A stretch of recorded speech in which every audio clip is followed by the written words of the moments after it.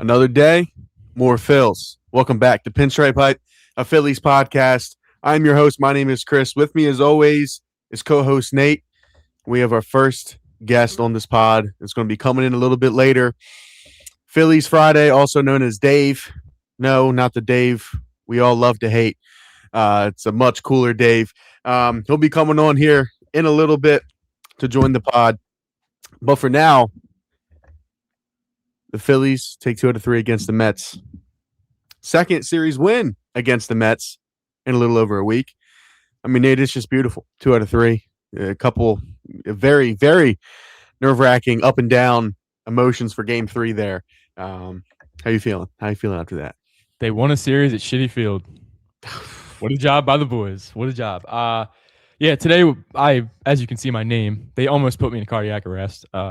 The urge to not crack a beer was ridiculously hard, but they did it. They took 2 out of 3. Yesterday was a little ugly, but we'll get to that in the recap. Good job on the boys. Good job. They did what they had to do. They won the series. Shout out Mauricio for being an absolute brain dead baseball player and absolutely getting Kerkering out of it. I mean, just a beautiful series win. Shout out Kyle Schwarber. I still cannot stand this offense, as I'm going to get into when we get to our temperature checks. It is Kodai Senga. The man had a 10 ERA. Yep. And when he came in, he went the distance and only gave up really one bad pitch to Schwarber that he took, 500 feet. Not quite. Anyways, going into quick recap. Phils win Game 1, lose Game 2. Kind of what we all thought was going to happen. You win the Wheeler game, you lose the Ring Hall game. And then Game 3 was always a wild card with Zeus. He got a little shaky, but he got it done. Boys ended up winning. Bullpen, for the most part, was solid as far as outcomes. Yeah.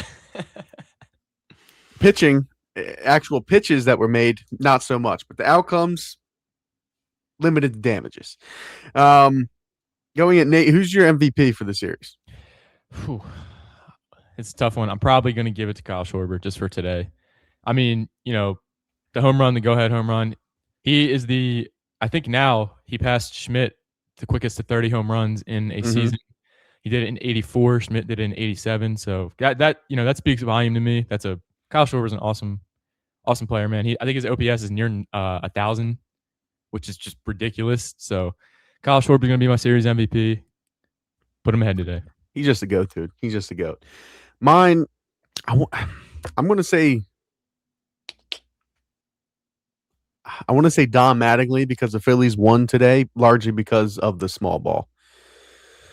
Double steal. I mean, without that, but I mean, at the same, because there's not really many other players. I mean, I could say Zach Wheeler, but I'm going to say what won the series was the small ball. He made some good decisions. The other one, unfortunately, Chase Sugar. Rip the FC. It was a rough day for the fan club today. I'm going Johan Duran. Back-to-back days. Shutting it down. Closing the door. Or not back-to-back days, but the 2 games that they won, he shut it down. So I'm going to give it to Duran because he's just a goat. Again, he even looked rough. Every single count was a 3-ball count. The first 3 guys, but end of the day, got it done, got the save. Phillies take 2 out of 3. So I'm going to give the MVP. I'm going to go to Duran. Actually, I changed my mind there. All right, Nate, after what you just witnessed the past 3 days, what's your concern and adjustments looking like?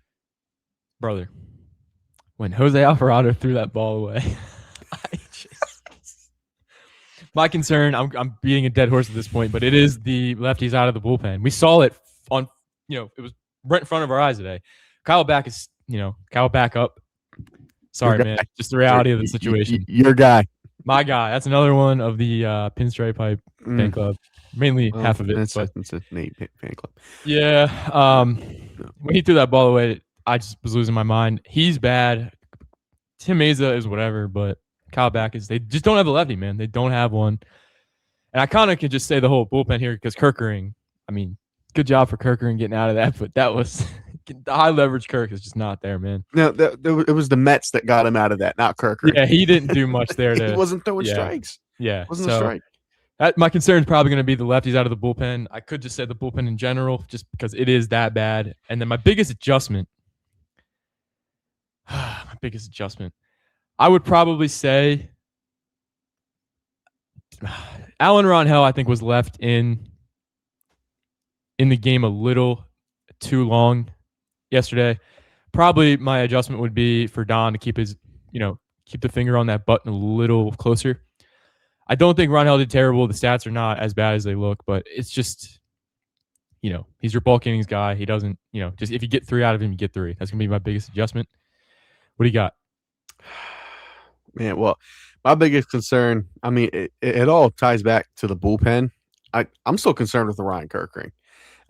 More specifically, I guess I'm just going to say the setup role to get to Duran is just terrifying time to watch this bullpen. No matter who you throw out there, if it's Jose, who was in the 7th, I mean, they already touched on it. He just threw an absolute palm ball to right field. Don't even need to throw that ball either. No, you don't. But he did, and luckily it ended up not really biting him. But, I mean, that was – I don't know what that was. His pitches were all over the place. JT was sliding back and forth behind the plate to stop the balls. JT saved a lot of balls today. He was incredible today. Incredible behind the plate. Defensively. Ruben Amaro Jr. said that the 2 blocks and pitches that he called for Orion Kerkering made him worth his entire 3-year, $45 million contract. Ruben Amaro Jr. Shut up. Nate and I were texting about this. That man was the general manager of our baseball team. What are we doing here? What the fuck? Anyway, the setup role is my biggest concern. My biggest adjustment, I don't even know, man. It's the adjustment's just going to be you have to go make a trade sooner than later because the team is doing pretty good. So why not bring in that piece now, get them acclimated, for the whole summer. Go get a bullpen piece. Derek Hill? How about that catch? We didn't even talk about the catch yet. Not yet. We were getting to that. Yeah. Large reason they won game 1. But the offense, we'll get to that too. No, I mean my adjustment, you got to go out, you got to get a bullpen piece. And I'm going to drop it there. They take 2 out of 3. Liam, I know you're listening. Fuck you and fuck the Mets. Okay, that's 2 straight series against your bum ass team. I'll see you back here in September. All right. You got anything you want to add? Just a few little things. I mean, the wheels stayed up. He obviously hates the Mets. He's 8-1 on the year, 2.03 ERA. I mean, he's climbing into some conversations here. No, if Jacob Mizorowski didn't exist, he'd be there. Yeah. The small ball fills were in full effect early today. Love to see it. Jesus Luzardo threw a middle fastball to Juan Soto, and Juan Soto swung right through it. I literally thought the ball was going to go out of the stadium. He missed it. I don't know how he missed it. Zeus, we're going to, his ERA is down to a 3.88 now. Their stats are matching a little bit, Well, the whip is. Yeah. I think it's, what's it, a 1.3? It's rough. It's a little rough. Yeah. But, Kerkering did his thing. Duran got saved 21, your MVP. So good on the boys. We hate the Mets. Absolutely despise them. It's beautiful. We keep them down at the bottom of the barrel. Go fuck yourself, New York. Moving on. Preview. 4-game series coming up against the Pittsburgh Pirates at home in Philly. Pirates have been struggling a little bit. It's going to be hot as hell. Yes, it will. In Philly. So, it's if you make contact on the balls are going to start flying. But at the same time, like specifically Aaron Nola, he loves to pitch in the heat. I know a lot of guys like to pitch in the heat. You're going to see some high velocity, out of some pitchers. We're going to see Paul Skeens, Bubba Chandler, Jared Jones, a whole lot of guys that throw a lot of heat. So, game 1, shout out the Phillies broadcast for putting this up at the end of the game. They saved me some time of digging up the stats. But Monday is going to be Nola, of course, on the least of all the hot days. The temperature will be the lowest, and he gets that day up against Braxton Ashcraft, who's actually been really good this year. Their pitching staff's incredible. It's really good. He's 7-3 with a 3.07 ERA, facing off against Meatball Nola 3-4 with a 5.58. Granted, he's been looking a lot better past couple starts. I don't care. I don't care either. Okay, I just want to put that out there. Tuesday, you get Bubba Chandler. He's 3-7 with a 4.42 ERA, facing off against our guy Christopher Sanchez. They hit Bubba Chandler pretty well last time too. They did. Hopefully, they do it again because Christopher Sanchez has been a little shaky. So, hopefully, this is pretty good offense for him to get back on track against. Hopefully, so that'd be great to see. Wednesday, this is a fantastic pitching matchup. You love to see the Paul Skeens and Zach Wheeler. It feels like those two always face off against each other. The sequel. It feels like it's always Skeens versus Wheeler. Skeens is 6-7 with a 3.1 ERA. Wheels, Nate already touched on this, is 8-1. If he gets a couple more outs, he'll have a sub-2 ERA. He's at a 2.03. So come on, Wheels. The wheels are up, and you saw the quote the other day where he said his 3 goals, one of them was Cy Young. So he's coming for it. I can't stomach another year of a runner-up Cy Young. It's going to happen. His uniform. It probably is. Miz gets hurt or absolutely falls off a cliff, which that's just not going to happen. He basically already has it locked up. Give it to Wheeler anyway, man. Come on. Miz is going to be around for a while, probably. Give it to my boy. Is his elbow going to be around for a while? Oh, yeah, that's true. That's true. That's to be determined, I suppose. And then game 4, Jared Jones for the Pirates. He's 1-1 with a 5.76 ERA. He's working back. Yeah, he's working back. He's getting back into it. And then the Phillies have Alan Ringel. You'd imagine you're going to have an opener again. I guess Mesa. I'm not sure. Somebody will probably open for Ringel on Thursday. I don't know, man. I think you want to take. Obviously, you got to take the Sanchez and Wheeler game. The only issue is in the Wheeler game, you're facing Skeens. I don't care. Take the game. Ideally, I'll walk out of here with a split. That's what I'm leaning towards. I think this is a Series A split. Yeah, definitely could win 3 out of 4, but I mean, you have just Nola. As easily lose 3 out of 4 though too. So absolutely, yeah, because you have the Rangel and Nola starts. Easily could lose those. We're well aware of that, and then Sanchez had a blow up, whatever. Skeens just absolutely shoves down the Phillies lineup. Yeah. And you lose 3 out of 4. Yeah, very easily. I'm good with the split, though. I want to split. I'd be totally fine with that. The Pirates are sub 500. At least they were yesterday. I don't know if they win today. I don't know if they played today. If they did, I think they'd be back at 500. They're winning currently. Okay. They're in the 8th inning, so they're 41-42. Say they're 42-42. They're right at 500. 3 out of 4 would be ideal, but like Nate said, we walk away comfortably with a split. Yep. Right. Temperature checks. Let's roll through these. Oh boy, let's roll.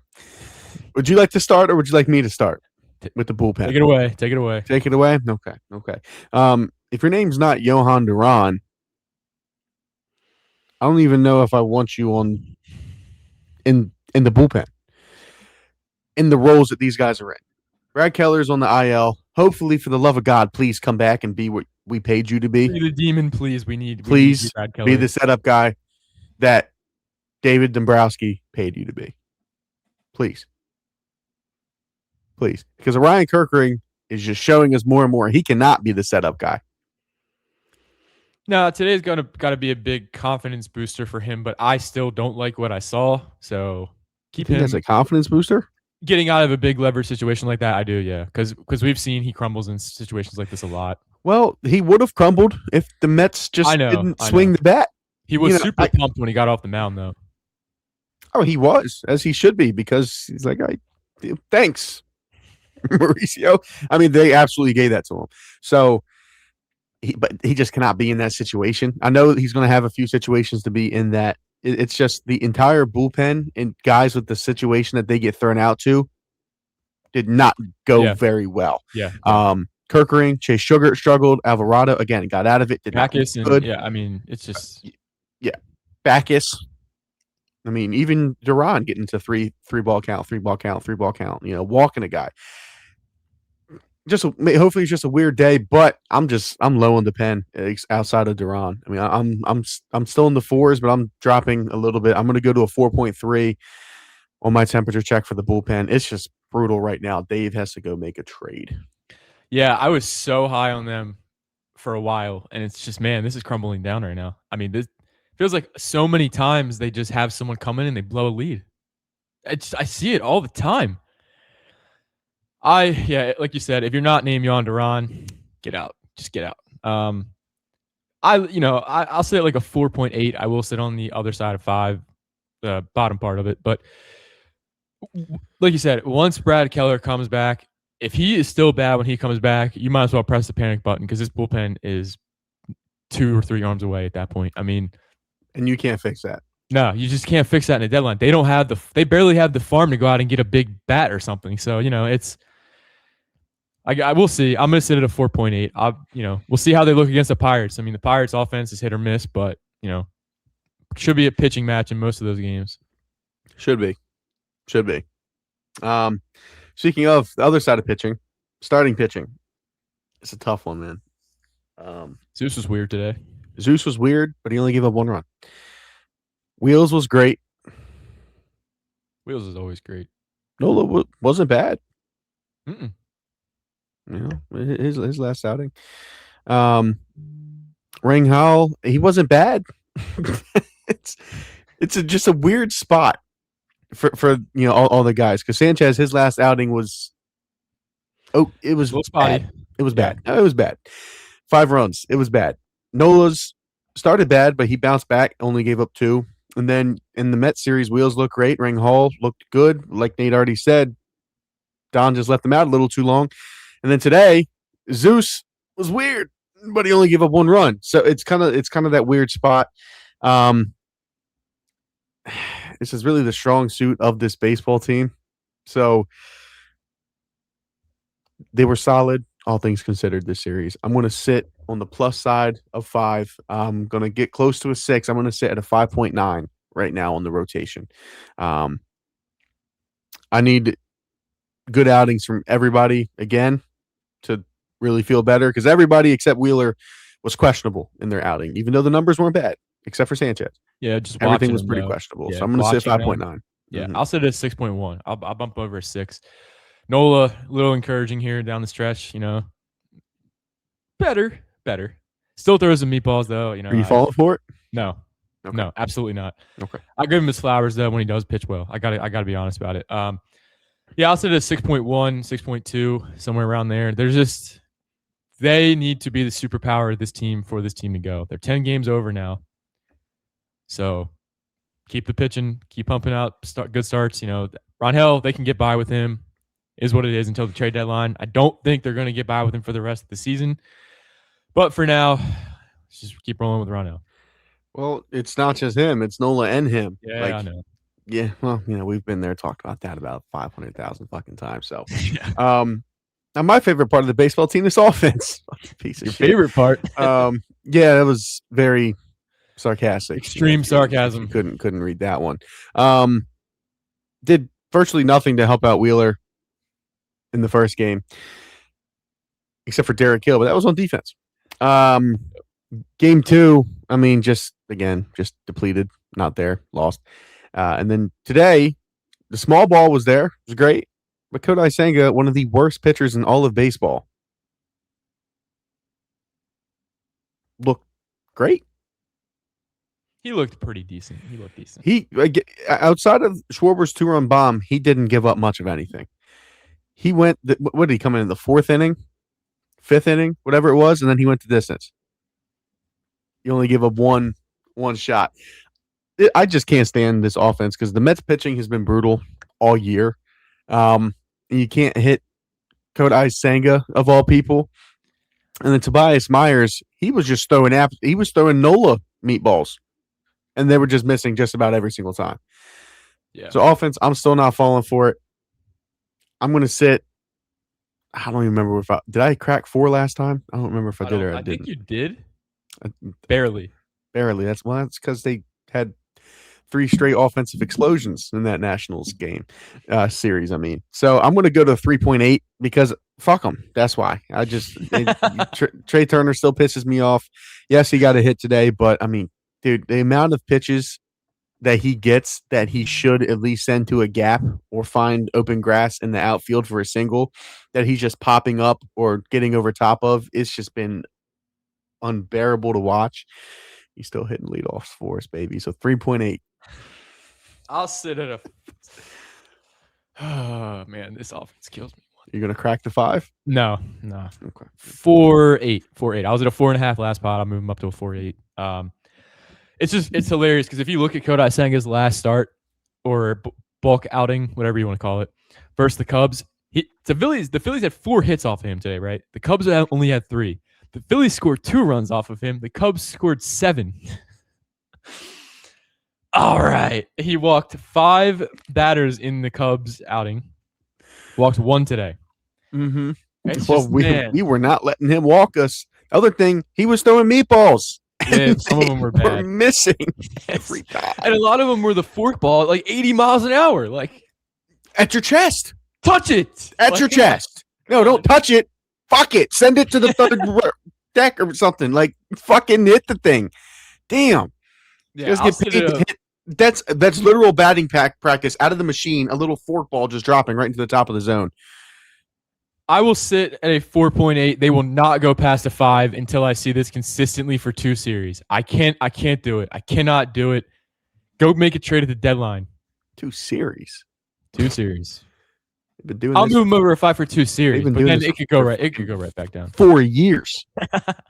Fucking 2 series. Get the fuck out of here. Talking about some 2 series. They've been the same shit for 4 years. Come on. All right, where are you at on Don? Donnie Baseball. He did some good things. He did some bad things. I kind of checked myself with the MVP thing. I love the small ball that he has the boys play. That's something that Rob Thompson just did not understand. I don't get why they won't let Justin Crawford steal. I do not understand. They wouldn't send him earlier. They wouldn't send him. I do not understand it. That's like supposed to be the whole part of his game. He's been struggling. He finally gets on base. Take advantage of it. Let him build some confidence. I don't know. I guess they just didn't want to. He got on when they were down when Schwarber hit that home run, and you don't want to run yourself into an out. I just am so confident in Justin Crawford. He should be able to swipe that bag. Yeah, 100%. Because then, obviously it worked out. Schwarber hit the homer. But let's say Schwarber, hits a single. If he was on second already, that's a tie game. Hindsight's always 20/20. It's always 20/20. I still want him to steal, at least attempt to swipe a bag in that situation. Because you're down. It's late in the game. You don't have many guys with speed that you can really take advantage of when they get on first. He's supposed to be that guy for you. But Don was questionable with the bullpen. I mean, he's working with what he has, to be honest with you. I think I set 8-1 last pod. I'm just going to leave it at an 8-1. Yeah. Honestly, I'm just leave it at that. There's really nothing. He did some good stuff, did some bad, or not even bad stuff, but just stuff that didn't fully work out. But he's working with what he has, and he didn't really do anything to make me want to drop him. So when I did the solo pod last pod, I think I was around an 8. I'm pretty much just going to sit at an 8-1 right next to you. I mean, managers are so hard to judge because they do one thing wrong and then do one thing right, and it just kind of cancels. Right. Rob Thompson did a lot of things I did not like, even though I liked Rob. Don, he is quick on stuff, man. He uses analytics, doesn't use them too much. So I like Don. He has a little bit of that old school baseball mentality in him. So I will sit at an 8-1, and then we'll roll through overall. Get the man in here. Overall, I'm still not on the plus side of 5 just because the second I go plus on the plus side of 5, I start to believe in them. And every time that happens, they break my heart. So I'm going to sit at a 4-7 just because I simply can't do it. I don't care if they're 10 games over. I can't. I just don't trust it. I don't trust it. It was the Nationals, and then it was the New York Mets. I don't know. No. 4-7. I'm gonna 5.5. We'll call it. They're 10 games over 500 again. They are rounding uniform a little bit better here. I know they still have the best record in baseball under Don, I believe.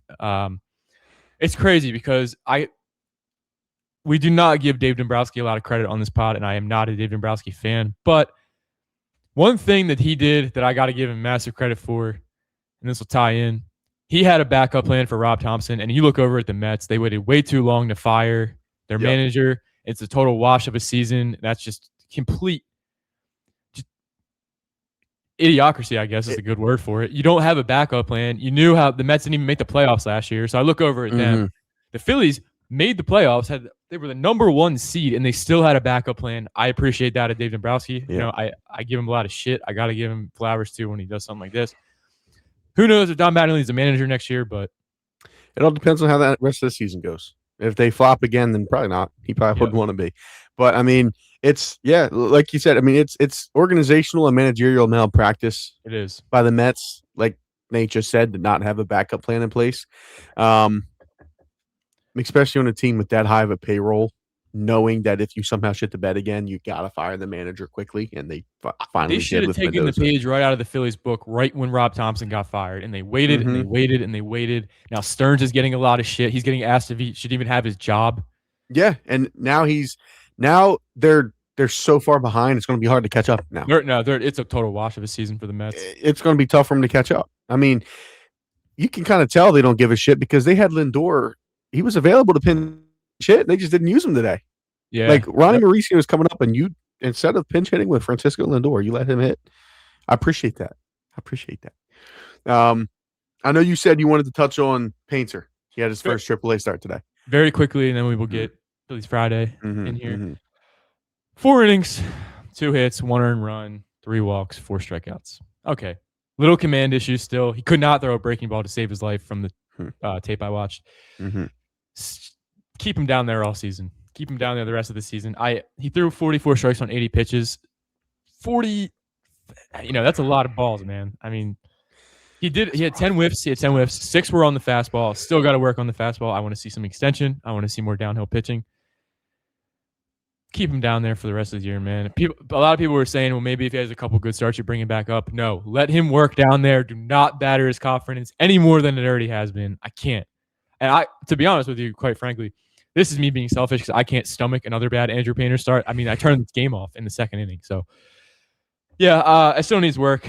I just figure out the fastball, sit down on 3 or 4 pitches. You don't have to throw 7, 6 pitches. Figure out 3 or 4 good ones. Work through them. And that's what Zeus does. Listen, yeah. I don't really care what the overall, like how many hits he gives up or what the stat line looks like. I simply need to just monitor the fastball and a couple other pitches, and I need to see them being good. They need to work. Otherwise, we are in trouble. Yep. Nothing more to add. Let's go ahead and get the man in here. Ladies and gentlemen, we have our first guest joining the podcast, Phillies Friday over on X. His name is Dave D. No, it's not the one that we love to hate. It's not Dave Dombrowski. It's Phillies Friday, Dave. Nate, bring him in here. Phillies Friday. Hey, guys. Welcome to the podcast, brother. How you doing today? Thank you so much. I appreciate you bringing me on. I've been chopping at the bit just listening to you. And the last name is Domzowski, as I told you before you hit record there. So it's close, but I kind of see myself as the better Dave. So absolutely. Yeah, 100%. 100%. Absolutely. Well, Mr. Dave, got anything you wanted to add? I know you said, just kind of sitting in the wings. I'm sure you got a lot of things you wanted to touch on. You got anything from what you heard of? So many things. First, I really wanted to bring like half a case on air, but I figured, it's probably not going to make the best for radio or YouTube. But as I was listening to you, I was also side-eyeing. I have the post game on, and I just saw this stat, and it just jumped out at me. So they have 18 wins in 1-run games.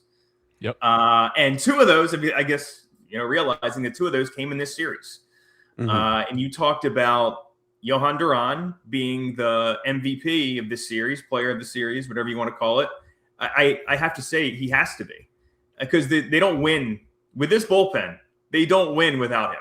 Nope. There's no way they're winning those games. I mean, even he was shaky, as you guys were saying too. This team, you love them, but they are infuriating between the bullpen adventures, the lineup. There's just, as much as I want to say, like I want to be positive. They did win the series. They did go 5-2 on the road trip. There's just so many glaring holes. They really make it hard. But you know what? I'm gonna pause there and just, hey, you know what? They took 2 or 3 from the Mets. They won in Shitti Field. Okay, let's celebrate. Yeah. You know, and sometimes that's what you got to do. You got to, you know, take the little wins. You know, one of the biggest things I know, at least for me as a fan, you know, the Phillies. This team has sucked for so long up until the last couple of years. Right. So, yeah, we're very frustrated because we know this team has potential to win a World Series. For At sure. the end of the day, I mean, this is the best Phillies core, obviously, since the 08 World Series team. So, you know, taking it, sometimes just sitting back and enjoying, like you said, a win at Shitti Field, beating the Mets is the best you can do. But Well, then you look at if I could just say something about those 08 teams. So I know I'm older than you guys. Mm. Those 08 teams, they were frustrating too. Like I remember the years leading up to it. There were some big homers given up. I remember Billy Wagner giving up a huge one to Biggio. I mean, there was a lot of strife leading up to that World Series. So I think it's just part of the game, unfortunately, as a fan. Yeah. Well, it is, but they got it done eventually. They got So it done. This year, maybe. that's what this core needs to do. And Dave Dombrowski needs to go make a couple deals and make sure that happens. You know, we're going to touch a little bit on that in a minute. Again, Dave, appreciate you coming on. We're going to go ahead. We're going to jump into some overreaction realities. It's my favorite segment that we do here on this pod. We're going to ask you a question. Best segment in all of podcasting. Oh, some were saying. So we're going to go ahead and throw. We got two for you. The first one's kind of a two-parter, but I'm going to start with this. Overreaction reality. A bat is more important for this team to go acquire at the deadline than an arm. Okay, so during their 9-19 stretch, I would have said absolutely go for the bat. But seeing this team over, under Mattingly, and they're something ridiculous like 38-17 under him. I mean, you can't fault that. This team needs pitching. I mean, I heard you talking about Painter. I mean, he went 80 pitches in 4 innings. I mean, he's not coming back. You can't rely on that. Rangel, Rangel, whatever you want to call it. It feels like a wrangle, just trying to get him out there and have him survive a couple of innings. I mean, he needs an opener all the time. You got Nola, who you're hoping for the line that Painter had today for Nola. I mean, this is the guy you gave $100 million to. Yep. So it has to be pitching for me. It is. It's always pitching. That's what wins in the playoffs anyway. It has to be pitching. But the problem is that they need so much pitching. They need another starter. They need bullpen help. They need a guy like Aroldis Chapman to come in here and just lay down the 7th, maybe even, or I'm sorry, the 8th, and maybe even part of the 7th, depending on how rested he is. But it's scary. It's scary to think like we'll have to face the Braves if we don't win the division, or we'll have to face the Dodgers at some point again. And Dave's got a lot of work to do. The other Dave, not me. So I do have a question before we give our answers. Last pod, we did Chris. So I did it, but it was Chris's trade target. Joe Adell and Reed Detmers in a package deal from the Angels. What do you think about that? Yeah, Joe Adell. I mean, I think having him and Hill on the same team, they make some pretty incredible catches. Yeah. I'm sorry, who was the other guy? Reed Detmers, he's a starting pitcher for the Angels. Yeah, I mean, I think he if you correct me if I'm wrong, I think he's like more like middle of the pack kind of dude. Yeah, he's a back end starter. Back end starter, so middle of the pack for this team. Yeah, he'd probably be the 3 or the 4 over here. Yeah, he's probably a 3 or 4. If you hear I know Ruben Amaro had said, you get a guy like that, maybe you can throw Luzardo in the bullpen for the playoffs, which isn't necessarily a bad idea depending on matchups. I don't know. I don't necessarily love it, but it's something. I mean, there's just so many different little holes you have to plug that I think that trade could work. I think the Angels just fired their GM, so I don't even know who you'd be working with over there. Yeah, so I'm assuming that they'd want to. Yeah, I mean, I'm assuming they would want to clean house and just bring a new guy in. And guys. Obviously, the perennial trade candidate Mike Trout's hurt again, so shocker. Yeah, that's not going to happen. Still blue. Sky is still blue. Sky's still blue. But no, I like that package. I think Adell would actually work pretty well in this lineup. I mean, anyone's got to work better than I think Bones. 275 not even average on base percentage, and he's hitting fourth. He's hitting fourth. God. Anything's got to be better than that. So Mr. Double Play, do it. Mr. 3 Six double Four plays Three, the other day. 3 in one game. Mr. 643. That's what we call him over here, Mr. 643. I think it was Joe. I saw his stat. I think it was Joe Torre that hit into 4. So I mean, I guess he's in good company. Yeah. Well, he's trying to break the record. You know, he's trying to have his name in the record books. I think that's what he's going for. Right. Yeah. And anytime somebody gets on first base, he's just chopping at that baseball, trying to send it right to the shortstop. So yeah, it's just impressive. Right. Well, I will say it's nice to have someone agreeing with me because Nate is big on the bat, right? Go get the bat. I'm all like very similar to you, Dave. Hey, go get the pitching, right? I'm saying, overreaction. No, we need pitching more than we need a bat because the bats you have should be able to get you a couple runs. Obviously, we've seen how that's gone in the past, but your pitching has also been a little bit better in the past, all things considered. Yeah. After your first 2 guys. Now you have an inconsistent Luzardo. You have Nola, who you do not trust to put in a playoff game. And Alan Ring Hall is not even going to be probably on the big league team come October.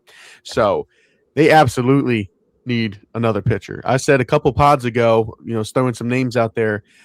Logan Webb is one that I would like for the Phillies to monitor. The Giants are struggling. They're about to clean shop, it looks like. So, going out there, getting a guy like that is a gorgeous 1-2-3 that every team, I mean, those are in the NLCS, in the World Series. If you get there, you're going to see those 3 guys, Sanchez, Wheeler, and hypothetically Logan Webb, probably 6 games. If it goes to 7, you would probably see him 6 of the 7 games. So For sure. that's where I like. So yeah, I'm basically, needless to say, I'm going overreaction.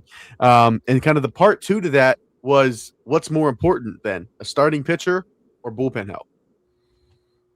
Yeah. So I would say, just listening to you and just thinking through it a little bit, as much as they need bullpen help, that's for sure. I mean, what team doesn't, especially if you're trying to actually go deep into the playoffs. Right. Mm-hmm. I think if you get the starter that can go the distance, not the distance, but I guess the distance for the Phillies is like 6 innings. Yeah. But, I mean, how many did they use today? I'm looking at the box score here. They used how many pitchers? 6 pitchers? Was it? Yeah, I was gonna say, was it 5 out of the bullpen? Yeah. I mean, you these guys, you have Meza. I can't remember what night it was, but I think he was pitching the 8th or 9th one night, and then he's opening the other day. Like these guys don't have their roles. No, you know what I mean? Not like, at all. yeah, they don't have their roles. So it's like, okay. I mean, yeah. Do I blame Kirkring for what he did today? I mean, yeah, you have to. Do I still blame him a little bit for throwing the ball away? Yeah, maybe. Okay, so he bounced back. But I mean, you use these guys so much, they're going to be dead. You look about dead arms. They're going to be up and down that bullpen, dead arms. So if you can have another starter, at least one more. Luzardo, I expect more out of him. I don't expect him really to go 5. I expect more 6 out of him, 6 plus. Absolutely. So if you bring in a guy that can go like Christopher Sanchez 7, Wheeler 7, I mean, that's huge. That's huge for these guys, especially down the stretch. That's half a season, right? So Absolutely. It can really just kind of level set everybody. And everyone, the bullpen guys can kind of breathe a sigh of relief a little bit. And then maybe you'll see some better outings from them down the stretch. I agree. Because you need rested pen. And to kind of piggyback off of that is you have to get the starter, because what's the point of a bullpen if you don't have a starter and then you're down 5 runs? Then the bullpen doesn't even matter. You want to have a lead and then hope that your guys can close it out instead of being down 5 and then they turn the 5 into 10. So, that's where I go. Nate, I know you want to get in on this. What's your overreaction reality to that one? So the bat for me is reality. I need a bat. I need them to sandwich someone between Bryce Harper and Brandon Marsh, and someone good, because that is great in front of you and behind you. Can't watch Alec Boehm anymore. I just can't. I almost can't even watch him on the baseball team anymore, but it is what it is. He's here. He's not next year, hopefully not. But Adam Miller is not doing too well. So, but I'm gonna need a bat. Maybe like you said with Logan Webb, I know Harrison Bader has not been good, but it's something you could try to bring back. Don't think it'll cost a lot. I would really like if Dave can just get the bat and a pitcher with the bat. Like I'm gonna need a package deal, because I don't think that they're gonna be able to. Not too many teams are gonna sell. I don't think so many teams. I think the Orioles, like for an example, like we were talking about Taylor Ward one time. I think the Orioles are like 6 games behind 500 or something, but they're 2 games out of the wild card spot. The AL is awful. Yeah, AL like, is awful. those teams are not going to sell. They're going to try to buy. So the competition to compete for a good player on the market is going to be high, and the Phillies farm is not that good. So I think if Dave can just find a bat or a team, just focus one team, get a bat, and then get a pitcher with that bat. Throw whoever you need to in that deal. There should not be a prospect that's untouchable. This team needs to go all in to win a World Series. Reality for me is going to be the bat. I need the bat more. I would love pitching too, though. No complaints from me there. I'm just going to, for me, I can't do Alec Bohm anymore. I need the bat. How about a Logan Webb and Matt Chapman deal? If the Giants would eat some of that money, yeah, I would drive Bohm to the airport. It's fair enough. I'll fly to San Francisco, pick them up. Look, yeah. I love it. That's fair. Yeah, I think that's the ideal scenario is getting the combo, getting the pitcher, and getting the bat. There's teams like that, like the Giants, the Angels, and then whoever the hell else is going to end up selling. Who knows? So you guys mentioned. I'm looking at the standings now. I mean, Cleveland's the only one over 500 in that AL wildcard race. It's crazy. Yep. It's insane. Insane. Then you look at the National League, and the National League has like all these teams around 500 or higher that are like 3 games back. Right, that are going to sell crazy. where they'd be in the playoffs in the AL. It's insane. Nuts. It's nuts. Oh, baseball, man. Yeah, you gotta love it. Gotta love it. Gonna go to our second overreaction reality. This one is a little strong worded, I guess you could say. Overreaction reality. This 2026 Phillies team has the feel similar to the 2022 team, to where you can never count them out, and it's going to take them deep in the postseason, maybe even to where they want to go. So I want to say, I think obviously since the managerial change, they found their swagger again. But I think there's a little bit of a different vibe with this team in maybe a more mature way. I don't think they had the expectations in 22 that they have in 26, even last year, 24. They have a lot more expectations. And obviously that's why, the way they started was just so offensive almost as a fan.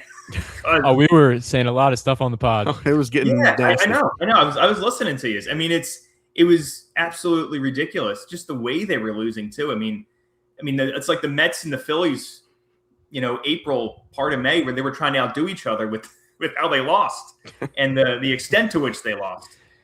So that to me, that they just kind of in the beginning of the season just had this.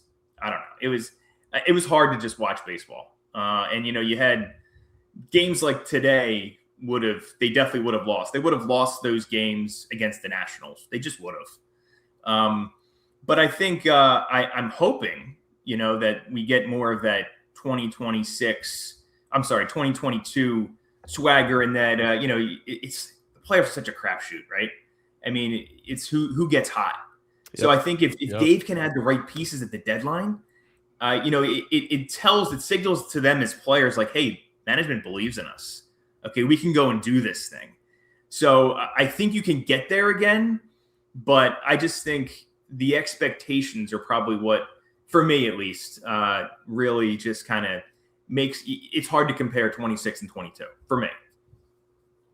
It's fair enough. What do you got, Nate?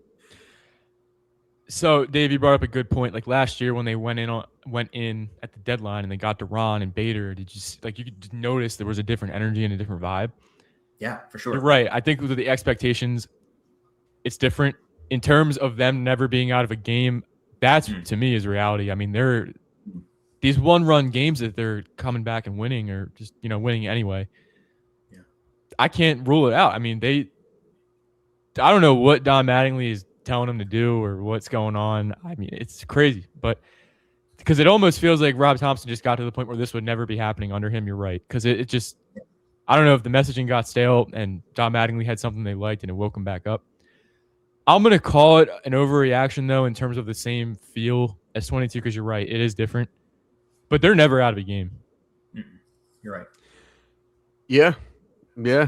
I mean, I think that the biggest thing, it is an overreaction because this team, there's just too many holes on this team. We've read the book 5 times. It's the 5th book. They've, 4th book. They've wrote, and they all end the same in heartbreak. You know, you never getting the glory at the end. But it is different because last year this team was, when they went down, it was over. Like they were losing. Like the game, they just would lay down and quit right there on the field. This year, I mean, especially after that national series and even the game 3 today against the Mets, if this was the same team last year, Schwarber striking out there, right? And then, you know, or he's popping up or something. This team is just not fighting back. Or if they do that, Kirkering's blowing the game, or, you know, Alvarado's throwing a ball to the backstop. Something like that is going to happen to make them lose. They're just, I don't know if they're catching the perfect drift of getting hot and getting lucky, but they are winning a lot of games that they would have never won last year. So it does make you feel like, hey, they're never out of a game. But as far as them being able to take them to the promised land, there's just way too many holes on this team to fill.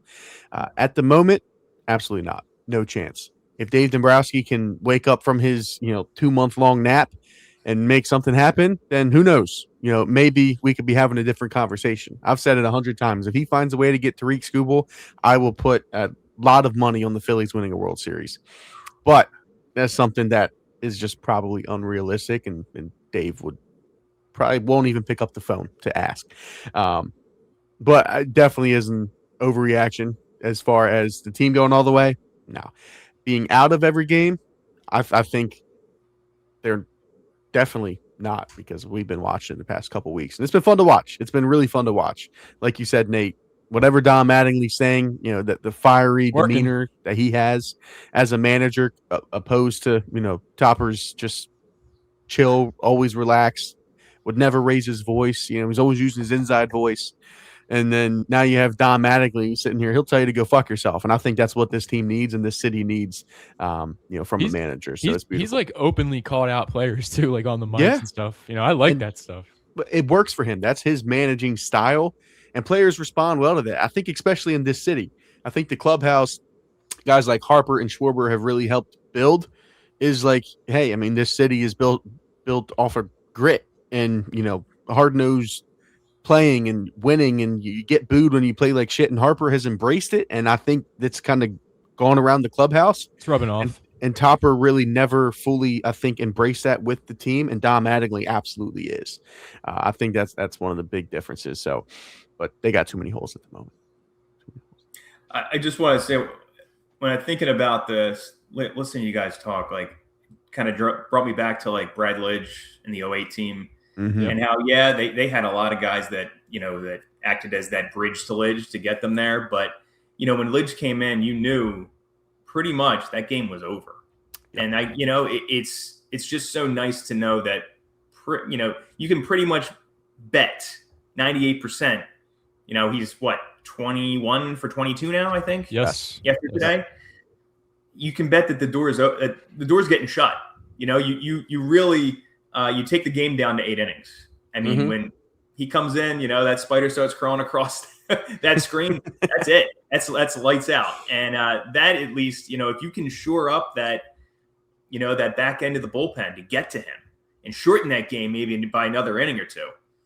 Yeah. Watch out for the Phils. I do have a quick question, Dave. Have you ever seen Duran's entrance in person? I have not. Oh man, it's an incredible experience. Oh, it's exhilarating.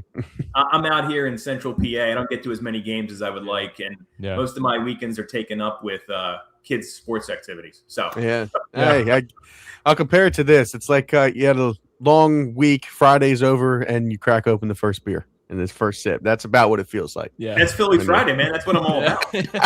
Right. I got to make that happen. Yeah.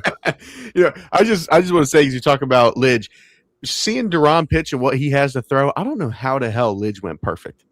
Like Mason Miller's not going perfect. Duran's not going perfect. How the hell did Lidge go perfect? It's insane. It's absolutely insane. Rollins and Utley. That's how. Yeah, right. That is true. I was at some of those games. They saved his butt. Let me tell you. That's true. Yeah, we don't have that luxury. We have, the Bohms and Trey Turners of the defensive world. So, not quite that part, but pretty important. But we'll ignore it. To wrap up this episode of the pod, as we wind down to the trade deadline, I always add my basically trade target of the podcast, of the episode. So, Dave, I'm going to invite you to throw a trade target that you have, for the Phillies, maybe that you want personally the Phillies to go get. What does that look like? Who is your trade target for the Phillies to go acquire to, help fill a gap? Who is my trade target? I got to be honest. I know this is probably going to sound cliche, but I think if you want to win a World Series in 2026, if you have the lockout looming over, and for next year, and by all intents and purposes, sounds like it's not really going that well. It will not. People are probably going to kill me for this, and that's all right. I expect it at this point. I think you go big or go home. You go for Scooble. That's it. You do Chris it. Chris has been done. I mean, Chris kind of got me on the train with it too. Tariq Scooble would just be. You got to do it. To me, you got to do it. You got to make that big splash. Dombrowski. Dombrowski, come on. He's known for making big splashes. He got Duran, I get that. But, I mean, come on. With those other teams, you went all in, and you pushed all those chips in. Let's go. Okay? I don't want to hear about Painter and all these guys that are just, that are these blue chip prospects that we're protecting. Let's do it. You got a top 30 list. Go through the list. What's going to get it done? And if he doesn't resign, he doesn't resign. But you know what? There might not be baseball next year.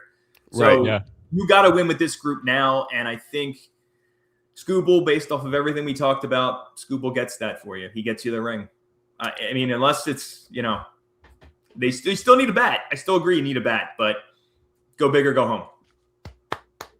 That's the truth. I've been preaching this, and I've gotten my head chopped off over on X. A lot of people did not like it. I don't understand. They like the negativity. It's Philadelphia. Come on. Right, but I don't get it. If you have a trio in the playoffs of Tariq Scooble, Christopher Sanchez, and Zach Wheeler, just cancel the playoffs. Because you might lose one of those 3 games, but you're not going to lose 2. And if somehow you do, you just recycle that same trio the next couple of games. And then eventually you're going to win 4 or 3 before the other team does. With that trio. Absolutely. Saves the bullpen a lot, too. Saves the bullpen. Your bullpen will be fresh. The offense only has to do a little bit. They're not feeling the pressure as much because of how elite the pitchers are. I fully agree. Now, I do think if they trade for Scooble, there is a very high chance they will re-sign him because the Phillies will pay. Zach Wheeler is coming off the book soon. And so will Cassidy's contract finally. Yeah, money's coming off. They have money coming off. Right. They'll have the money to pay him. I think if they do it, contract too, right? Yeah, Zach Wheeler aside, they're going to have about, and yes, they did extend people, and some of the money's going to go there, but you have a little bit coming off where even if Wheeler doesn't retire or whatever you want to do, they have the money regardless. The money is there to do the Tariq Scooble, and you have Bohm coming off next year. That's like $10 million. Well, interesting about Wheeler. Like I'm thinking back to Roger Clemens when he was coming back. If if he wants to be done soon, you might be able to get him back on a high paid 1-year deal or even a prorated deal like Clemens used to do. I mean, think about that. It's almost like picking up a frontline starter at the deadline anyway. I wonder if they could get creative with something like that. But with the new CBA, who knows? Anything's right. Yeah, we'll see. We'll see with that part. Yeah, I mean, I'm all in. I would throw everything that they want. Aiden Miller, Bionic back. You can have them. Andrew Painter, you can have them. As much as it hurts to say Gage Wood, Francisco Renteria, I'm selling the whole farm to get that. And they would have to. They would have to. And I think, and Dave, you kind of touched on it when he was with the Red Sox, Dombrowski, that is, he pushed all the chips to the table. Come on. Do it for us. Prospects. Just go get them, right? Go. Exactly. You're going to pay for the players, with the prospects. Look at the prospects the Phillies have had the past decade that have worked out. Yeah. It's Alec Bohm and Aaron Nola, and look where we're at now. Well, and think about it too. Okay, they go all in for 26. Maybe they figure out a deal by sometime in May or June or something of next year. You got a shortened season. Let's go. It's like the World Cup at some point. Let's go, man. You got to, I think when they came back in 95, I think it was 144 games or something like that. Right. It's like the COVID year. Yeah, exactly. So maybe you're only got to play 100 games. And then with those 3, let's do it. Come on. I'm with it. Your record's going to be pretty damn good. So Right. That'd be awesome. Yeah, that's a dream. We'll see if Dombrowski. I mean, he knows his ass is on the hot seat, so he's got to make something shake quick. My personal trade target, I'm going a little different route. I've been so big on the pitchers. I've named 100 pitchers. I'm going to go to a bat, and it's actually a guy that the Phillies are going to see coming up this upcoming series on the Pittsburgh Pirates. Little tryout. Yeah, maybe a little tryout. Maybe, the Phillies like what they see and they don't let them leave on the plane ride home, right? They send a couple of their guys back to Pittsburgh. Brian Reynolds, outfielder for the Pittsburgh Pirates. I'm pulling his stats up now. I have him. Switch hitter. He's hitting, what is it, like 280? 286. Yeah, 286. Great defense in the outfield. Switch hitter, power, contact, a little bit of speed too. I mean, he kind of fills a lot of gaps the Phillies need. He also 53 walks, 77 strikeouts. That's a pretty good ratio. Yeah, Phillies won't do it. He doesn't fit the strikeout a home run thing that they got going on. So I don't know if they can do that one. How's his double plays? How many does he hit into?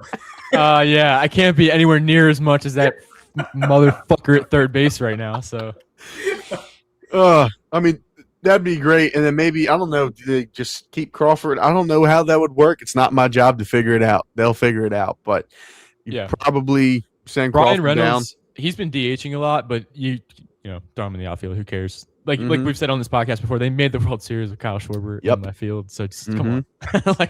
Right, and Cassian right. So so come on. Move Marsh to center, throw Reynolds in left, whatever you got to do. Let Hill hit, be in center, throw Reynolds in right, whatever it is. You get the bat, the rest will follow suit. Defense, screw it. You just got to hit the fucking baseball. I mean, he's playing well above his career average, too. I mean, I'm looking at his stats now, too. 273 career, at least on Baseball Reference, 289 this year, 402 on base. I mean, can you imagine? Yeah. Can you imagine? OPS, I think, is around 880, too. So, oh, man. You got to look at he's not protected over there in Pittsburgh at all. There's no protection. So if you throw him here, but between Harper and Marsh, he's going to get pitches because they don't want to bring up Marsh because how hot he's been. And he's a switch hitter. And he's a switch hitter. And then you also don't want to get to the switch hitter because now Harper is Bohm behind him. There's pitch around Harper, Bohm into a double play. Who cares? You can't do that with Brian Reynolds. It makes you pitch to Bryce Harper too. And that just makes the Phillies a whole new level of dangerous when you have protection for Bryce Harper.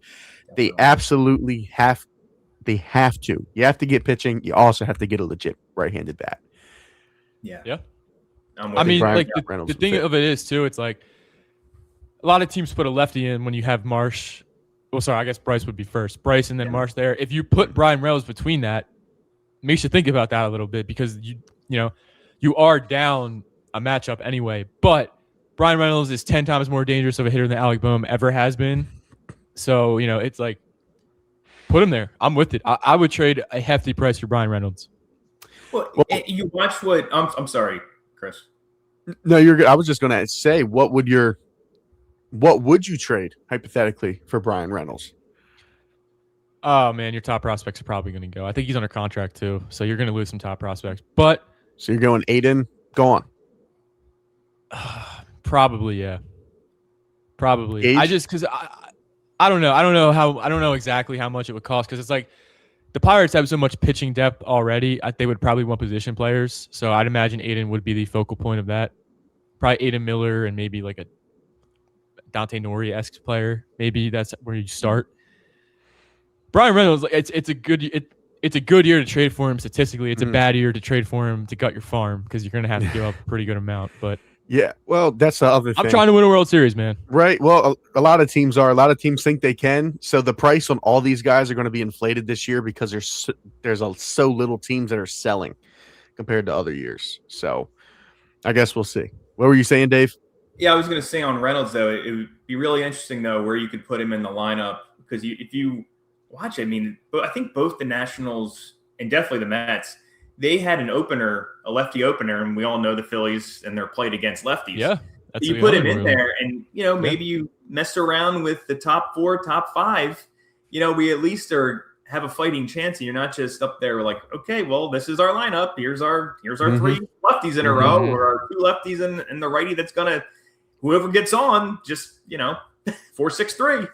Yeah, I mean that's a good point too, because you can, if you wanted, you can slot Trey down, and then your top 4 is Marsh. You could lead off if you wanted. Reynolds could hit second to break that up. Schwarber, and then if I know you want to obviously give Bryce Harper as many at bats as you want, but if you hit him clean up too, you can move it around a lot, because then the main one to move out of there if you get Brian Reynolds is Trey. Oh yeah. And you need these guys that are going to put the ball in play. Yes. You want to give them those at bat. That's why I was looking at the lineup today. Why isn't based on the week that he's had? Why isn't Hill hitting second or first or something? I mean, just mix it up a little bit. Get him as many at bats as possible. I know he didn't have a great game today, but I mean, I don't know. At least swap him with JT. At least get move him up the JT spot. I know it's a different manager now, but last year when Harrison Bader was hot, he was in cleanup. Yeah.